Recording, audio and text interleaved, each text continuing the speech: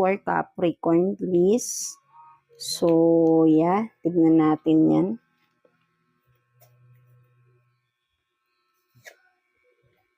So, you have this movement, no? So, sinasabi sa'yo dito, Capricorn, maybe mag-exercise ka daw, no?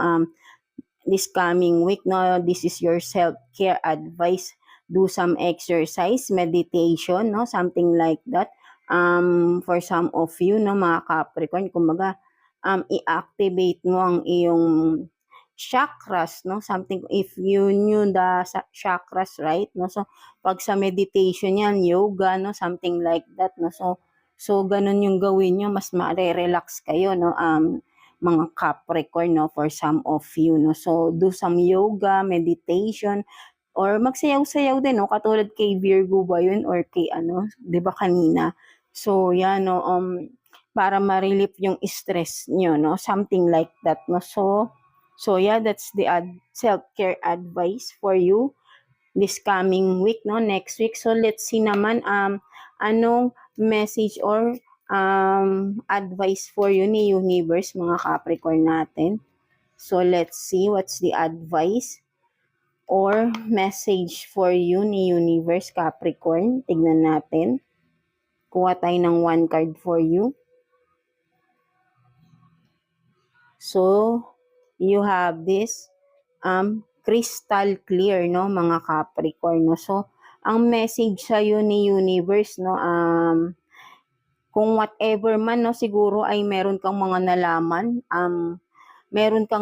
nalaman, no, or there is something clear na para sa iyo ay ano man tawag dito, nalinawan ka sa isang sitwasyon, no? So, ikaw lang din nakakaalam nito, Capricorn, no? So, ang message sa'yo dito ni Universe or ang advice sa'yo ni Universe is to take action na because alam mo na lahat, no? Malinaw na sa'yo ano man itong bagay na ito, no? Or sitwasyon ba ito, no? Kung relationship man, career, whatever, no? So, meron kang nalaman, may naliwanagan ka sa isang bagay, sa isang sitwasyon, no? Something like that, no? So sinasabi dito ni Universe is ngayong it's clear na sa iyo, whatever it is ano na, no? Magdesisyon ka na, no? Something like that. Take an action na, no?